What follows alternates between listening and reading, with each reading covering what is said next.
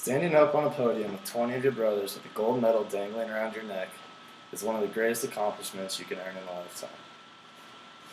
The 1980 U.S. Olympic hockey team had one of the most historic moments in sports history when they defeated the Soviet Union, who had been undefeated for 20 years. The hockey team overcame one of the most challenging sporting obstacles of all time, defeating the Soviet Union, later to win the gold medal, by their tough-minded coaching, bond of brotherhood, and their will to win. The 1980 hockey coach, Herb Brooks, was one of the most interesting, tough-minded coaches of all time. Herb selected a group of 20 boys who might not have been the most talented group on the ice, but he selected the right ones. 12 of the 20 were from Minnesota. 9 of the 12 Herb had coached in the past. The 12 boys from Minnesota, 3 versus 9, had one of the most intense rivalries on the team. They played against each other in college hockey, and the team chemistry was not good. Brooks used his theory that if the boys hated him enough, that they would not have enough time to hate each other. One night, after an embarrassing tie to a much less skilled team, Brooks bag-skated the boys for 2 hours. The boys did not share a real true brotherhood until this night. Brooks always asked their players, "Who do you play for?" The boys would answer back the colleges that they played for back in Minnesota and their other colleges. Wrong answer. About 2 hours into the skate, a player from the U of M stood up and yelled, "Mike Ruzioni from Charlestown, Massachusetts." Brooks looked over and said, "Who do you play for?" Ruzioni stood up and said, "I play for the United States of America."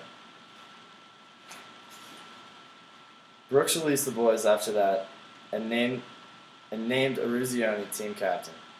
After that drilling bag skate for 2+ hours, the boys came together as one. There was no more team drama, and they became a group of brothers. After the team came together, they were ready for the Olympic Games.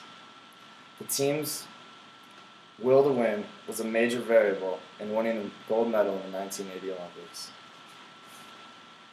In the first game of the Olympics, the boys were down 2-1.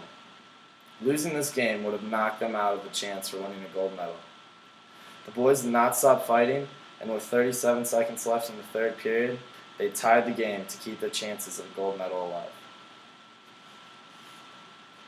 The boys went on to defeat their next 4 opponents and to receive a game against the Soviet Union, the team who had recently defeated them 2 weeks before the Olympic Games on their own ice at Lake Placid, New York, 10-3.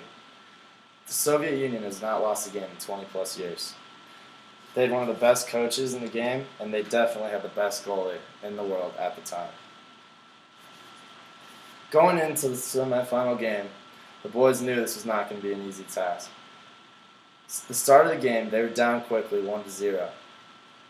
Fighting off the Soviet Union as best as they could, they got cheap shot and later were down 2-0. Boys did not give up, and with their will to win, they tied the game 2-2 before the third period. The start of the third period happened, and the boys went back down 3-2 to the Soviet Union. And just seconds later, the team bounced back and tied the game at 3. The Soviet coach put the best goalie in the world on the bench, and Herb Brooks made it a point to look over at his team and tell the team that, look what they just did, they just put the best goalie in the world on the bench. A few minutes later, the team captain, Mike Ruzioni, took a slap shot from the top of the circle that found the back of the net. For the first time, the Soviet Union was down in 20 years. With just 8 minutes left in the third, the boys battled off the Soviet Union to have one of the greatest sporting upsets of all time. The boys went on to defeat Finland in the gold medal game 4-2 to win the gold medal of the 1980 Olympics for their country. The 1980 hockey team did not just win a hockey game. They proved to the world that with hard work and determination, you can accomplish anything. The U.S. hockey team defeated the greatest hockey team in the world, who was undefeated for 20+ years, from their determination, their brotherhood, and their outstanding coaching strategy. This was much more than a hockey game for the United States. and those 20 boys proved to the world that nothing is impossible.